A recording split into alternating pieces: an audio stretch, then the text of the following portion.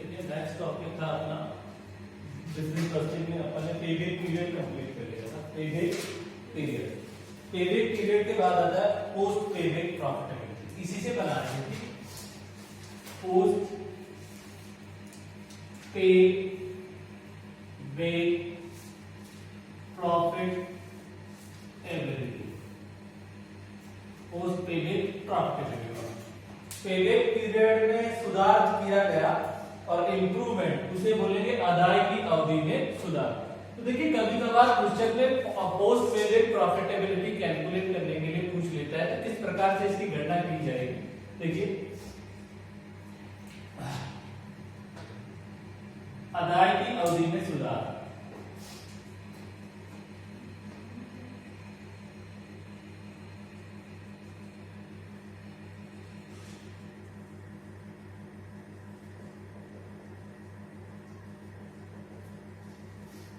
अदायगी अवधि या अदायगी अवधि के बाद लाभदायकता की गणना। अदायगी अवधि के बाद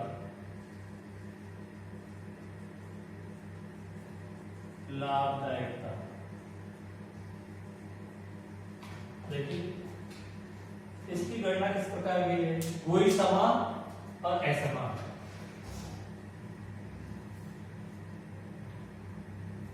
समान रोकड़ अंतर्वाह, दूसरा आपका असमान रोकड़ अंतर्वाह। इक्वल कैश इनफ्लो और unequal. Equal cash inflow, unequal cash inflow. Equal और अनइक्वल देखिए किस प्रकार से पोस्ट पेबैक प्रॉफिटेबिलिटी निकाली जाती है। देखिए post payback profitability equal to total cash flow in life minus initial investment. देखिए total cash flow in life में से हम क्या कर देंगे, इनिशियल इन्वेस्टमेंट घटा देंगे तो अपनी क्या आ जाएगी, पोस्ट पेबैक प्रॉफिटेबिलिटी आ जाएगी। ये तो किसमें, जब समान रोकड़ अंतर्वाह हो, क्या हो, समान रोकड़ अंतर्वाह हो। जब अनइक्वल कैश इनफ्लो होगा, असमान रोकड़ अंतर्वाह, तो देखिए पोस्ट पेबैक प्रॉफिटेबिलिटी का फॉर्मूला होगा annual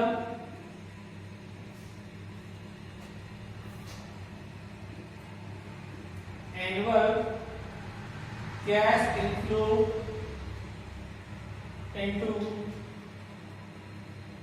total life minus payback period.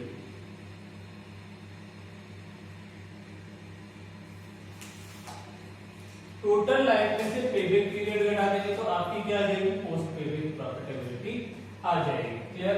अब देखिए यहां पर नोट लिख लीजिए, note the amount of scrap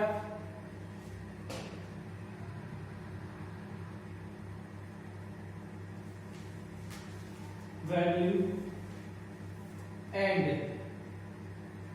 working capital. The amount of scrap value and working capital realized will be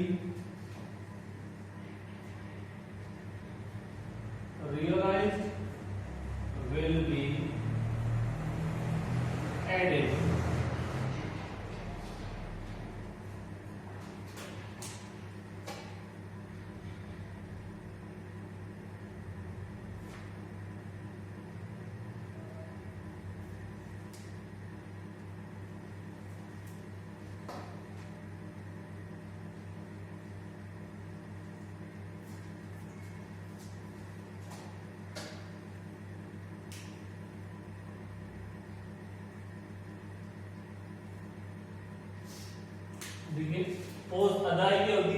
बाद लाभदायकता post payback profitability.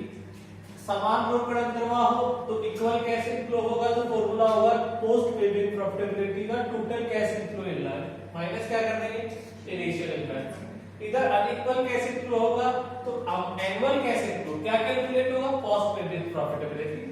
Annual cash inflow आपका कितना है,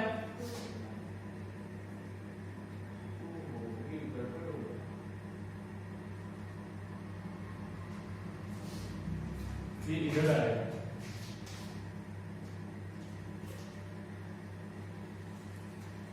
उल्टा लिख दिया फॉर्मूला, इधर आएगा टोटल, इधर आएगा annual cash inflow, annual cash inflow into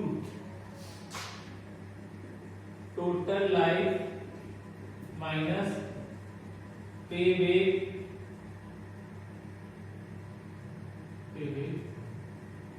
period, और इधर आ जाएगा आपका टोटल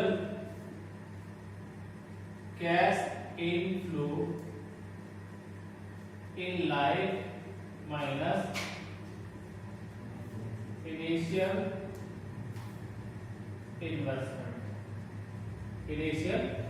इन्वेस्टमेंट। और ये जब भी ये आपने जो भी पोस्ट पेबैक प्रॉफिटेबिलिटी निकाला है उसमें अगर प्रश्न में क्या दे रखी है स्क्रैप वैल्यू दे रखी है और आपको वर्किंग कैपिटल दे रखी है, तो जो भी आपने आज तक निकाला उसमें हम क्या कर देंगे इनको जोड़ देंगे। क्लियर हो गया?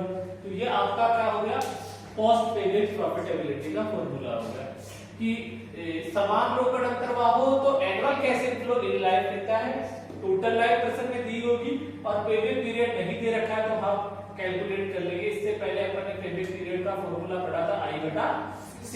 उसके बाद अनइक्वल कैश इनफ्लो है total cash inflow in life minus initial investment. Total cash inflow in life कैसे होगा कि जैसे 5 साल से कैश इनफ्लो दे रखे हैं तो 5 साल को क्या कर लेंगे जोड़ लेंगे, तो वो total cash inflow in life आ जाएगा। क्लियर हो गया? तो ये तो अपना क्या होगा पोस्ट पेबैक प्रॉफिटेबिलिटी। अब आता है अपना औसत प्रत्याय दर। नेक्स्ट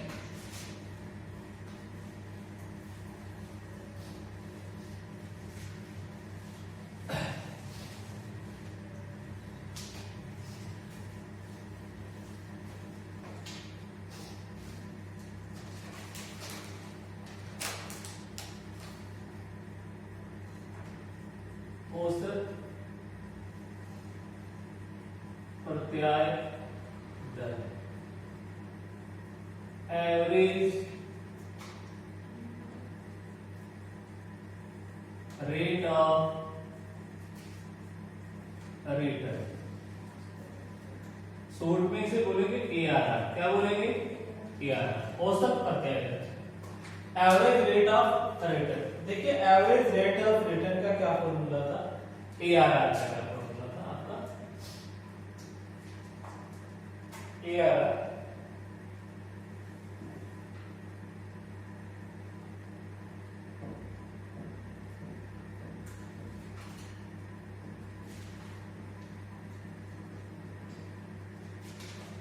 देखिए ARR इक्वल टू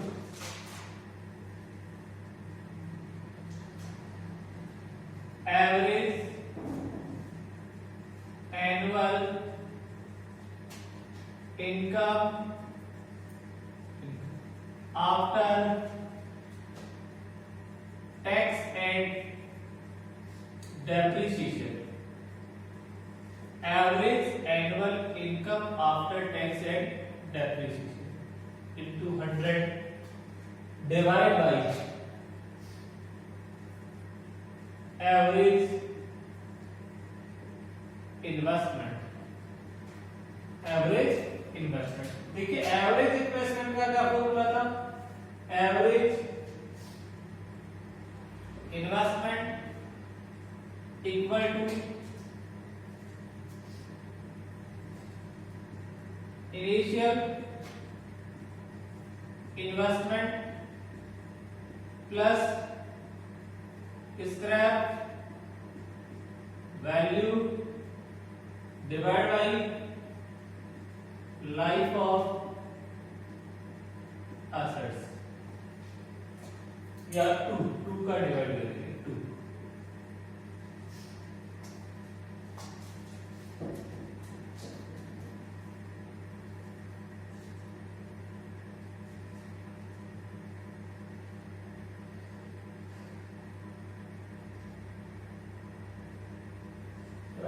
स्क्रैप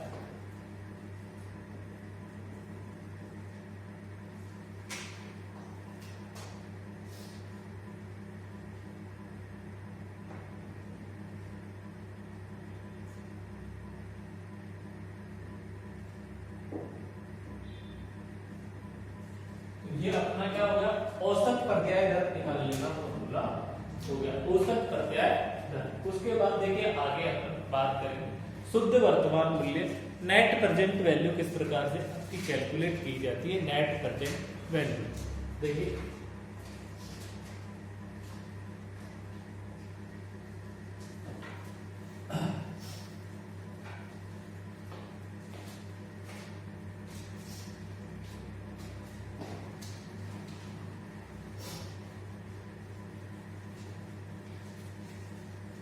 शुद्ध वर्तमान मूल्य। देखिए शुद्ध वर्तमान मूल्य का आपका किस प्रकार से क्या फॉर्मूला रहेगा। शुद्ध वर्तमान मूल्य देखिए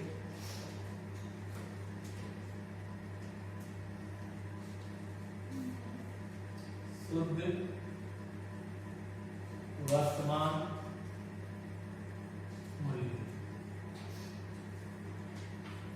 net present value, net present value, इसे शॉर्ट में बोलते हैं एनपीवी। क्या बोलेंगे, एनपीवी। क्या बोलेंगे, एनपीवी। देखिए शुद्ध वर्तमान मूल्य की गणना किस प्रकार से की जाएगी, इसका क्या रहेगा। देखिए NPV equal to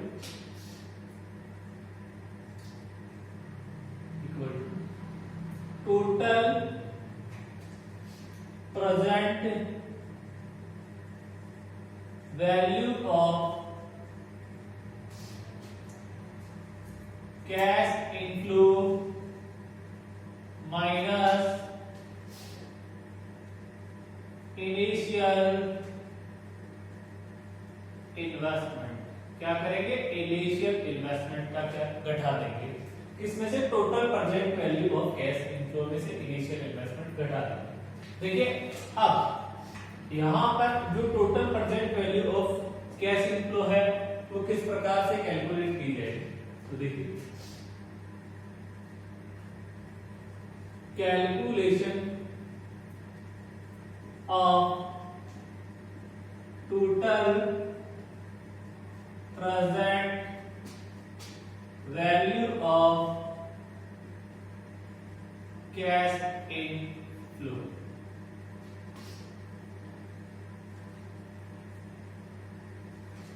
calculation of total present value of cash inflow. देखिए यहां पर सबसे पहले हम लिखते हैं क्या, ईयर।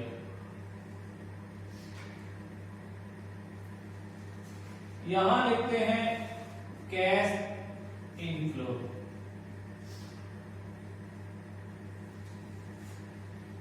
यहां पे आएगा आपका प्रेजेंट वैल्यू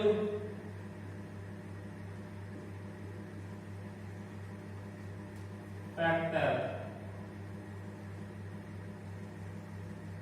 और यहां पर present value of cash inflow, present value of cash inflow.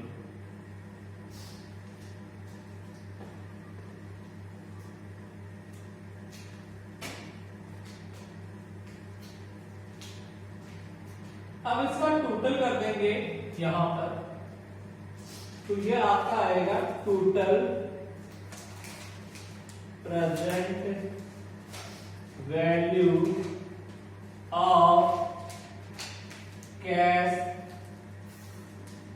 Inflow. उदाहरण एनपीवी का फॉर्मूला है शुद्ध वर्तमान मूल्य का फॉर्मूला है total present value of cash inflow minus initial investment.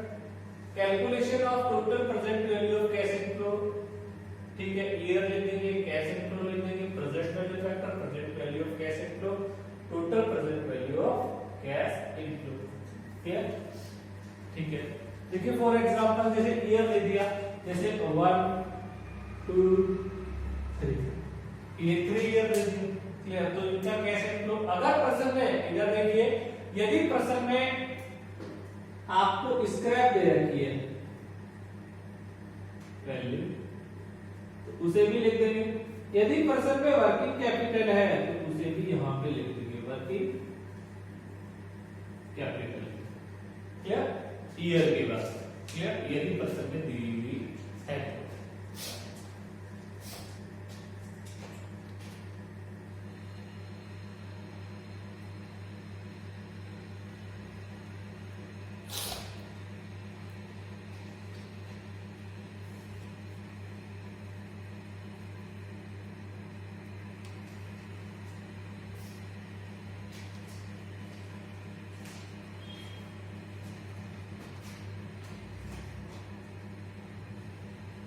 आगे देखिए next,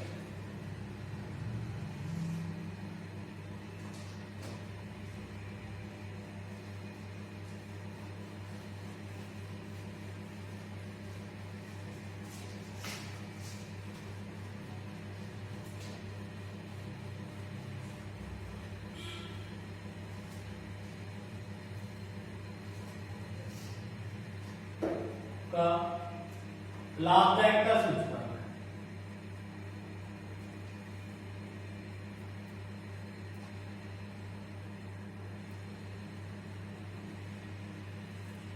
profitability index,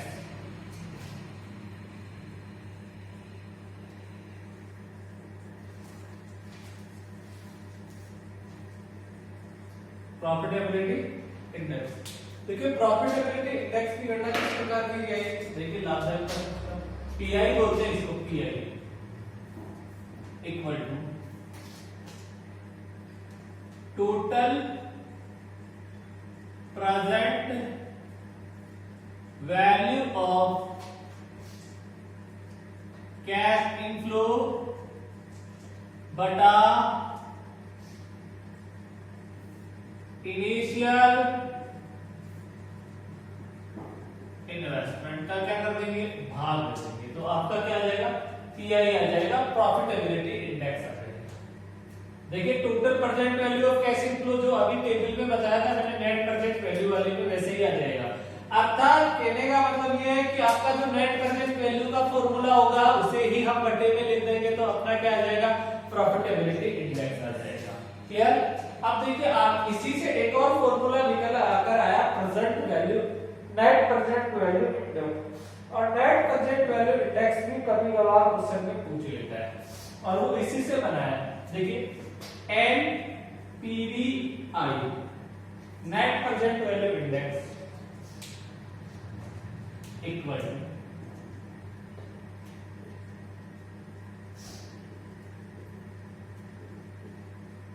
value index. जो आपकी नेट प्रेजेंट वैल्यू है उसमें हम किसका भाग दे देंगे, इनिशियल इन्वेस्टमेंट, तो अपना एनपीवी आ जाएगा।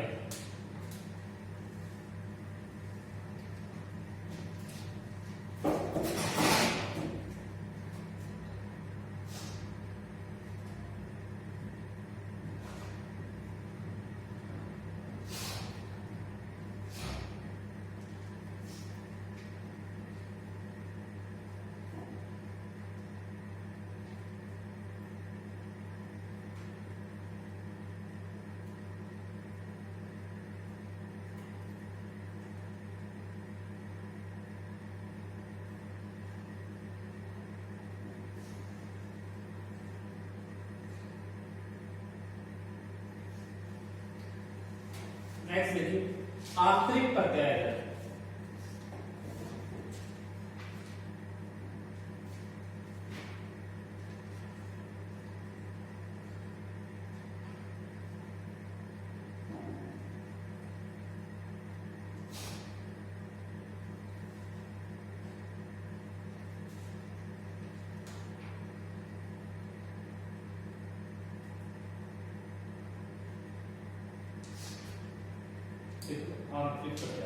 Internal rate of return.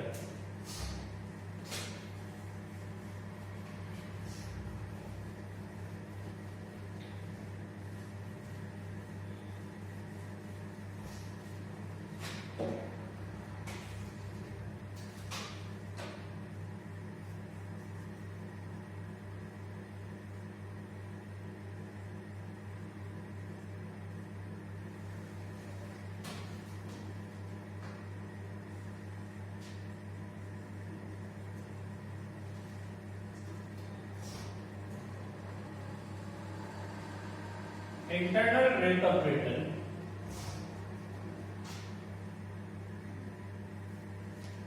देखिए आपका समान रोकड़ अंतर्वाह, इवन भी बोल सकते हो या इक्वल भी बोल सकते हो। इवन कैश इनफ्लो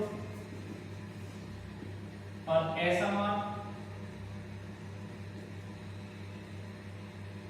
रोकड़ अंतर्वाह, अनइवन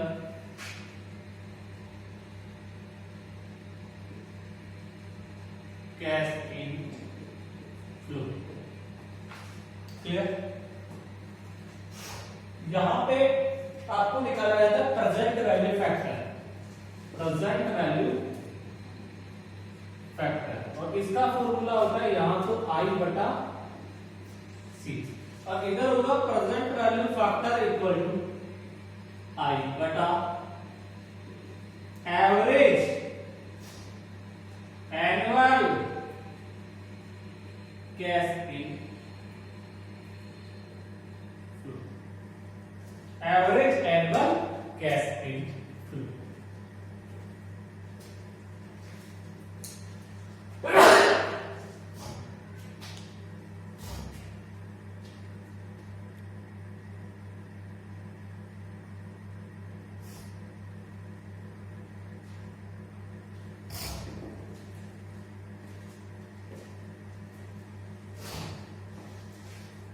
देखिए I are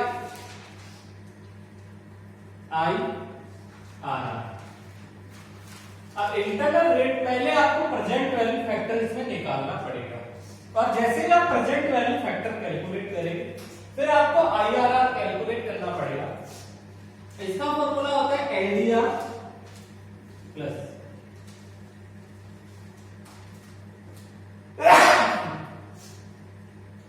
PVR minus II बटा PVR माइनस PVH,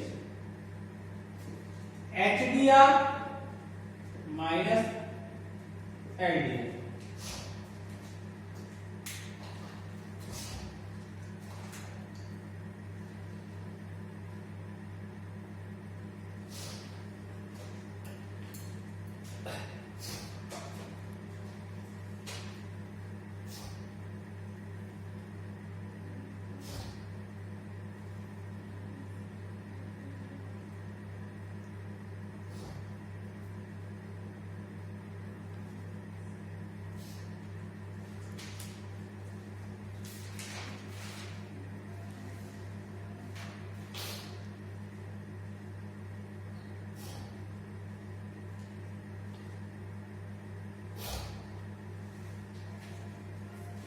देखिए यहां पर इनका मतलब क्या होता है वो बता देता हूं।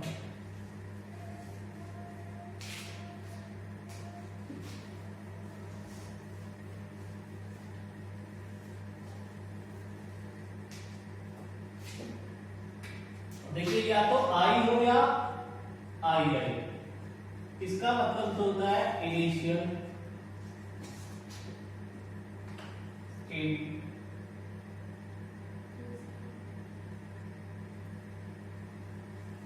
इन्वेस्टमेंट। फिर आता है देखिए IRR, इसका पूरा नाम होगा इंटरनल रेट ऑफ रिटर्न। फिर है LDR, lower discount rate, lower discount rate, फिर होता है एक HDR और इसका नाम होता है higher discount rate, higher discount rate. फिर होता है PVL, इसका मतलब होता है present value at lower rate, और PVH का मतलब होता है present value at higher rate.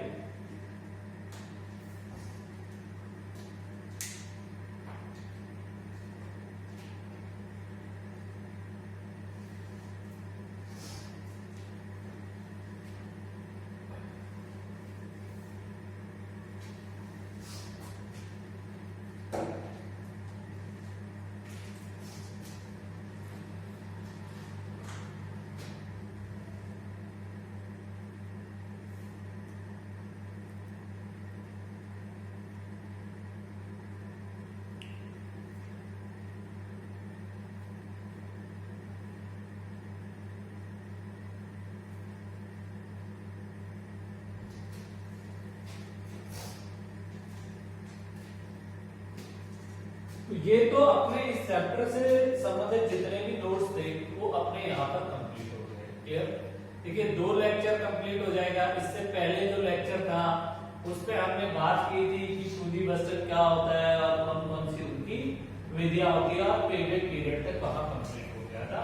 और आज हमने यहाँ पर सारे जो भी नोट्स थे वो अपने कंप्लीट कर लिए। अब तो हम बात करेंगे क्वेश्चन किस प्रकार से एग्जाम में पूछे जाते हैं। देखिए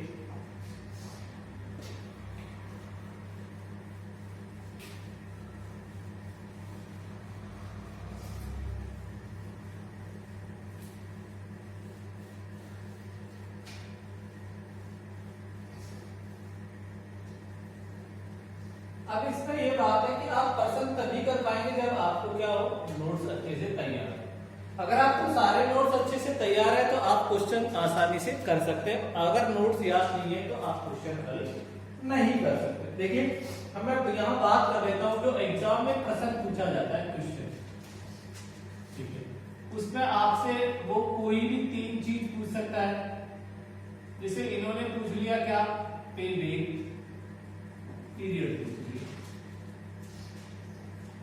प्रश्न में। एक आपसे क्या पूछ लिया, पोस्ट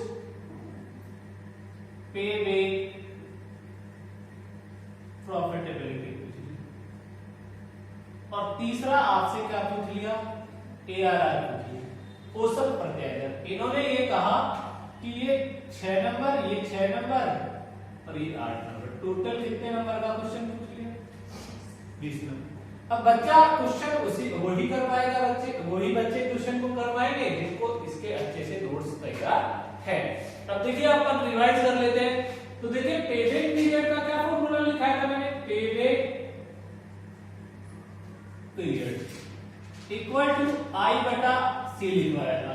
I का मतलब मैंने बताया था इनिशियल इन्वेस्टमेंट और C का मतलब मैंने बताया था नेट एनुअल कैश इनफ्लो, और इनका भी मैंने फॉर्मेट बता दिया। ये अधिकतर या तो प्रश्न में दिए हुए आएंगे, यदि प्रश्न में दिए हुए नहीं है तो हमने जो फॉर्मेट लिखाया है नेट एनुअल कैश इनफ्लो की, तो मैंने 2 फॉर्मेट लिखाया और इनिशियल इन्वेस्टमेंट का एक फॉर्मेट लिखाया।